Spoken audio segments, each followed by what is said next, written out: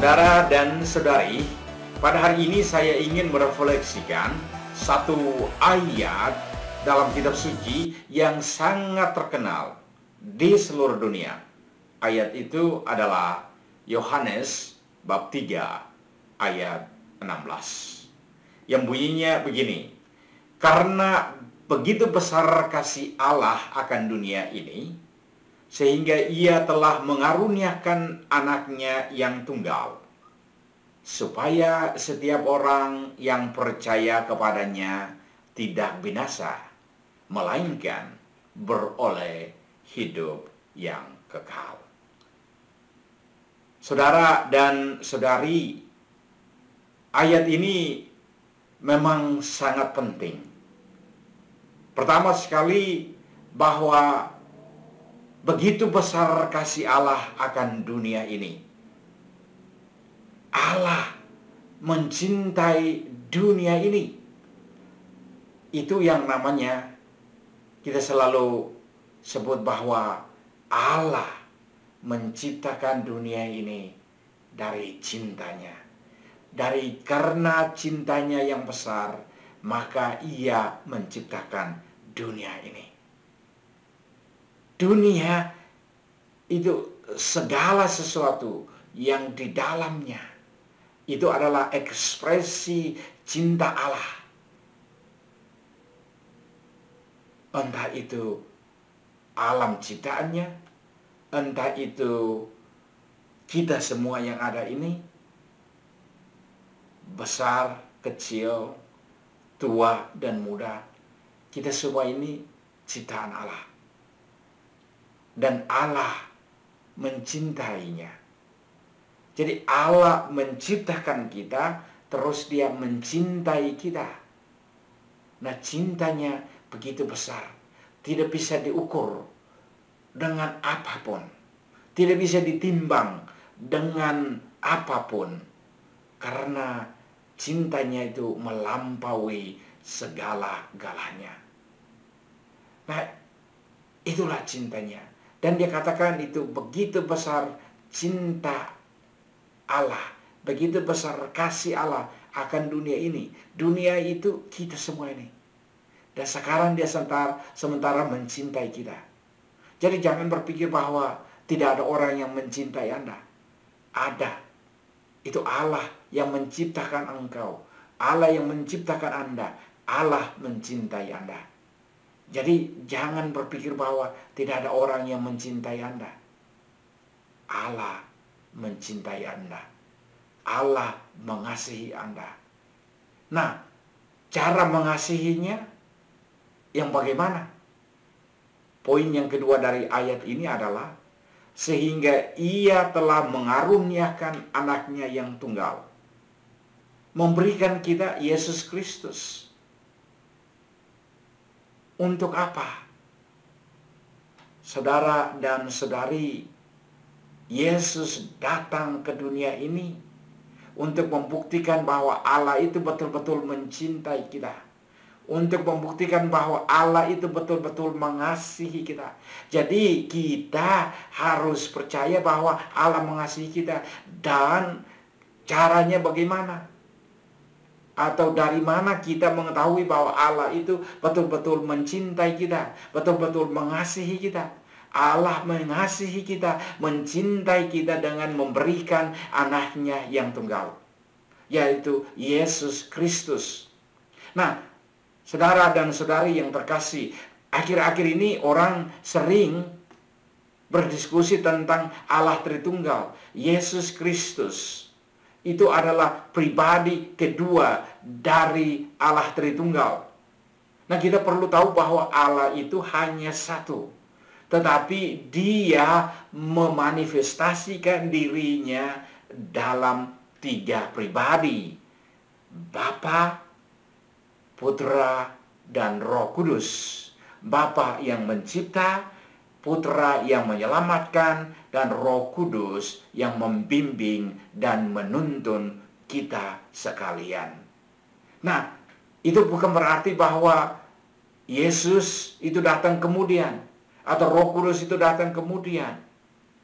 Itu hanya satu pribadi. Jadi itu sudah ada sejak dunia ini diciptakan. Segala sesuatu itu diciptakan oleh Allah yang tunggal itu, tetapi memanifestasikannya dalam 3 pribadi. Jadi Yesus sudah ada. Nah, saudara dan saudari yang terkasih dalam Kristus, mengapa Allah mengaruniakan anaknya yang tunggal untuk kita? Karena ketika kita jatuh ke dalam dosa, kita tidak bisa menyelamatkan diri kita. Makanya Allah harus datang sebagai putranya yang tunggal untuk menyelamatkan kita. Dia rela mati dan mati di atas kayu salib untuk kita semua. Jadi itulah cinta Allah. Di atas kayu salib itu, saudara dan saudari, bukan kita melihat berapa besar Allah itu menderita bagi kita, tetapi di atas kayu salib itu kita lihat berapa besar cintanya untuk kita sekalian, berapa besar cintanya untuk Anda dan saya, berapa besar kasihnya untuk Anda dan saya. Dia berani mati dan mati di atas kayu salib. Inilah saudara dan saudari yang terkasih dalam Kristus, cintanya yang begitu besar bagi kita. Ia mengaruniakan cintanya untuk kita. Yesus mati untuk Anda, Yesus mati untuk saya. Jadi saudara dan saudari, karena Dia mau supaya kita tetap percaya kepada Dia. Kenapa?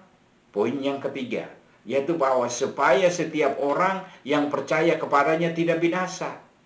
Jadi kita semua yang percaya kepada Yesus, kita semua yang percaya kepada Allah tidak binasa. Karena Dia sudah rela mati untuk menebus dosa-dosa kita. Jadi mengaruniakan kasih-Nya, cintanya untuk kita, sehingga kita bisa ditebus dengan darah-Nya yang tertumpah di atas kayu salib. Ia rela naik ke atas kayu salib dan rela mati di atas kayu salib untuk kita sekalian, supaya kita tidak binasa. Kita tidak mau, karena saudara dan saudari, dalam kitab suci jelas bahwa kita itu ada di dunia ini dan kita bersiara kemana? Kita bersiara kembali kepada Allah, dan Allah mau supaya kita kembali kepada Dia. Tetapi karena dosa masuk ke dalam dunia, dosa masuk ke dalam diri kita, kita berbuat dosa, maka itu kita tidak bisa menyelamatkan diri kita sendiri. Dan kalau kita tidak bisa menyelamatkan sendiri, kita bisa binasa. Makanya Yesus harus datang untuk menyelamatkan kita, sehingga setiap kita, setiap orang yang percaya kepadanya tidak binasa.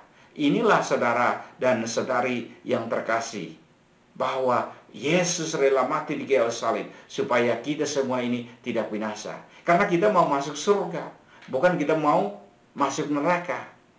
Jadi di dunia ini tuh kita pilihannya. Kita memilih untuk mau masuk surga. Dan mau masuk surga berarti kita harus mentaati perintah dari Allah itu sendiri. Dan kita harus mengikuti perintah dari Yesus Kristus. Jadi menerima Yesus sebagai penyelamat kita. Menerima Yesus sebagai penebus kita. Sehingga kita bisa masuk ke dalam surga. Nah, poin yang keempat dari ayat ini, yaitu bahwa melainkan beroleh hidup yang kekal. Inilah saudara dan saudari, tujuan kita, siara kita itu adalah untuk hidup kekal. Hidup kekal itu harus bersama Allah, bukan di luar Allah. Jadi kita harus kembali kepada Allah.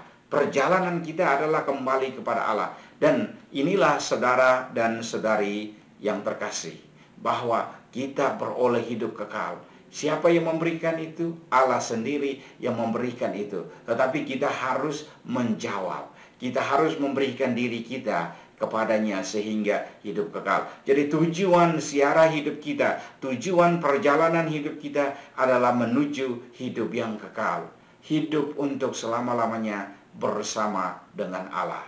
Inilah saudara dan saudari refleksi saya tentang Yohanes bab 3 ayat 16, bahwa karena begitu besar kasih Allah akan dunia ini, sehingga ia telah mengaruniakan anaknya yang tunggal, supaya setiap orang yang percaya kepadanya tidak binasa, melainkan beroleh hidup yang kekal.